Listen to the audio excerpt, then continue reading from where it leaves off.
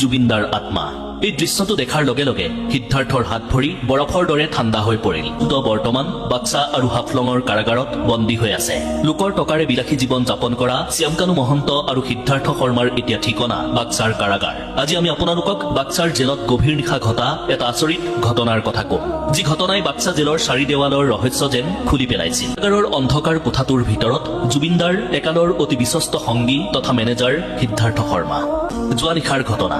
সিদ্ধাৰ্থক ৰখা বন্ধ কোঠাটোৰ পৰিৱেশ হঠাৎ ঠাণ্ডা হৈ পৰিল। এনেকুৱা লাগিছিল যেন কোনোবাই বৰফৰ শীতল চাদৰ এখনে তাক মেৰিয়াই ধৰিছে। তলমূৰ কৰি বহি থকা সিদ্ধাৰ্থই তাৰ পিছত যি দেখিবলৈ পালে সেয়া দেখি তাৰ অৱস্থা কাহিল হৈ পৰিল। কোঠাটোৰ অন্ধকাৰত এটা অস্পষ্ট বগা মানুহৰ আকৃতি। আচলতে সেয়া আছিল এজন অপ্ৰিয় অতিথিৰ ভয়ংকৰ উপস্থিতি। সিদ্ধাৰ্থৰ ঠিক কাষতেই থিয় হৈ আছিল এটা আত্মা। সেয়া আন কাৰো আত্মা নাছিল, সেয়া আছিল জুবিনদাৰ আত্মা। এই দৃশ্যটো দেখাৰ লগে লগে সিদ্ধাৰ্থৰ হাত ভৰি বৰফৰ দৰে ঠাণ্ডা হৈ পৰিল। এই আত্মাৰ চকুৰ পৰা অশ্ৰুৰ ধাৰা নিগৰি আছিল। আত্মাৰ সেই দুখ লগা উচুপনিয়ে মুহূৰ্ততে জেলখনৰ নিস্তব্ধতা ভংগ কৰিছিল। আত্মাটো লাহে লাহে সিদ্ধাৰ্থৰ ওচৰলৈ আগুৱাই আহিল। সিদ্ধাৰ্থৰ কাণৰ কাষলৈ আহি আত্মাটোৱে কান্দি কান্দি বিশ্বাসভংগৰ সেই কাহিনী কবলৈ ধৰিলে। ঐ সিদ্ধাৰ্থ, তই মোৰ লগত এনেকুৱা কিয় কৰিলি? তোক মই নিজৰ ভাই বুলি চিনাকি দিছিলো, মই গৌৰৱ কৰিছিলো। মোৰ দৰে তোকো মই মুকলিকৈ থাকিবলৈ দিছিলো। মই তোৰ কোনো কামত কেতিয়াও প্ৰশ্ন কৰা নাছিলো। কিয় সিদ্ধাৰ্থ, ইমান মৰমৰ বিনিময়ত এই বিশ্বাসঘাতকতা কিয়?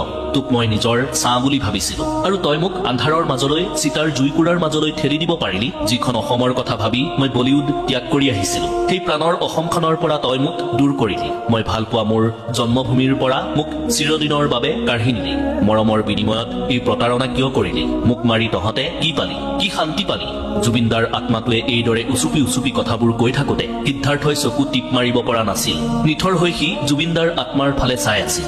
কিছুপৰ ৰৈ আত্মাটোৱে পুনৰ কবলৈ ধৰিলে, গৰিমা, মোৰ গৰিমাই তোক মোতকৈ বেছি মৰম কৰিছিল। তোক তাই নিজৰ ভাই বুলি ভাবিছিল। মই দূৰত থাকিলেও তই মোৰ লগত থাকিলে তাই নিশ্চিন্ত মনে শুব পাৰিছিল। তই তাইৰ সেই বিশ্বাস কিয় ভৰিৰে মোহাৰি পেলালি? মোৰ অবিহনে মোৰ ঘৰখন, মোৰ অসমখনৰ কি অৱস্থা হব পাৰে, সেই কথা তহঁতে কিয় এবাৰো নাভাবিলি? জুবিনদাৰ আত্মাটোৱে কান্দি কান্দি কবলৈ ধৰিলে, মোৰ দেউতা মানে পাপুৱেতো তোক মোৰ সমানেই মৰম কৰিছিল। তোক নিজৰ ল'ৰা বুলি ভাবিছিল। দেউতাৰ সেই নিৰ্ভেজাল মৰম, সেই পবিত্ৰ বিশ্বাস তই কেনেকৈ শেষ কৰি দিলি? মোক মাৰি তই মোৰ দেউতাক কি দিলি? কেৱল এটা আজীৱন কষ্ট। আৰু মোৰ গৰিমা, তাই মোক মৰমতে গোল্ডি বুলি মাতিছিল। গৰিমাৰ মৰমৰ গোল্ডিক তই তাইৰ বুকুৰ পৰা কিয় কাঢ়ি নিলি? মই জানো যে মোৰ মৃত্যুৰ পাছত মোৰ সেই লাখ লাখ ভাই ভনী, মোৰ হাজাৰ হাজাৰ মা দেউতা, তেওঁলোকে তহঁতক কেতিয়াও ক্ষমা নকৰে। তহঁতৰ জীয়াই থকাৰ অধিকাৰ নাই বুলি তেওঁলোকে মোৰ মৃত্যুৰ দিনাই সিদ্ধান্ত লৈ থৈছে। এইদৰে কথাখিনি কৈ আত্মাটোৱে কান্দিবলৈ ধৰিলে। সিদ্ধাৰ্থই প্ৰথমে ভাবিছিল এয়া এক দুঃস্বপ্ন, এয়া কোনো কাৰণতে বাস্তৱ নহয়। এইদৰে ভাবি সি কাষতে থকা পানীৰ জাৰটোৰ পৰা হাতত পানী অলপ লৈ চকুত মাৰিছিল। কিন্তু সেই সময়তেই জুবিনদাৰ আত্মাই তাক স্পৰ্শ কৰিলে। সেই শীতল তথা ভয়ংকৰ স্পৰ্শই সিদ্ধাৰ্থৰ সৰ্বশৰীৰ কঁপাই তুলিলে। সিদ্ধাৰ্থৰ হাড়ে হিমজুৱে যেন সেই শীতলতাই প্ৰৱেশ কৰিছিল। খং উঠিলে জুবিনদাই কিদৰে কথা কৈছিল এবাৰ মনত পেলাওক। সেইদৰেই ৰুদ্ৰমূৰ্তি ধাৰণ কৰি জুবিনদাৰ আত্মাটোৱে সিদ্ধাৰ্থক কবলৈ ধৰিলে, সিদ্ধাৰ্থ, তই ভাবিছ যে এই কাৰাগাৰৰ চাৰি দেৱালে তোক ৰক্ষা কৰিব?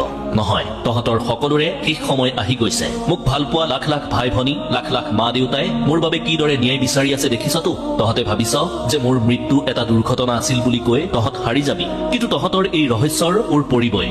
মোৰ আত্মাই তহঁতক শান্তিৰে শুবলৈ নিদিয়ে, কেতিয়াও নিদিয়ে। এইদৰে কৈ সিদ্ধাৰ্থৰ পিঠিত হাতখনে চুই আত্মাটো অদৃশ্য হৈ গল। আত্মাটো অদৃশ্য হোৱাৰ লগে লগে সিদ্ধাৰ্থই পাগলৰ দৰে চিঞৰিবলৈ ধৰিলে। ভয়ংকৰভাৱে আৰ্তনাদ কৰি সিদ্ধাৰ্থই কবলৈ ধৰিলে, মোক বচাওক, মোক বচাওক জুবিনদা, মই এয়া কি কৰিলো? মোৰ ভুল হৈ গল, মোক ক্ষমা কৰি দিয়ক দাদা। সিদ্ধাৰ্থৰ টেটুফলা চিঞৰে মুহূৰ্ততে গোটেই জেলখনত হাহাকাৰ লগাই দিলে। জেইলাৰৰ পৰা আৰম্ভ কৰি সকলো নিৰাপত্তাৰক্ষী সিদ্ধাৰ্থৰ কোঠালৈ দৌৰি আহিল। এজন নিৰাপত্তাৰক্ষীয়ে ধমক দি সিদ্ধাৰ্থক সুধিলে, ঐ কি হৈছে? ইমানকৈ চিঞৰিছ কিয়? তাৰ পিছত সিদ্ধাৰ্থই কান্দি কান্দি সেই ৰহস্যময় আৰু ভয়ংকৰ সময়খিনিৰ কথা কবলৈ ধৰিলে। কপা কপা মাতেৰে সি কলে, জুবিনদা আহিছিল। জুবিনদাৰ আত্মাটোৱে সিদ্ধাৰ্থক যি কৈছিল সেই সকলো কথা সি কান্দি কান্দি জেইলাৰ তথা নিৰাপত্তাৰক্ষীসকলৰ সন্মুখত এফালৰ পৰা বিৱৰি কলে। এই কথা শুনি সকলো আচৰিত হৈ পৰিল। সিদ্ধাৰ্থই সপোন দেখি ভ্ৰম বকিছে বুলি ভাবি সকলো আঁতৰি গল।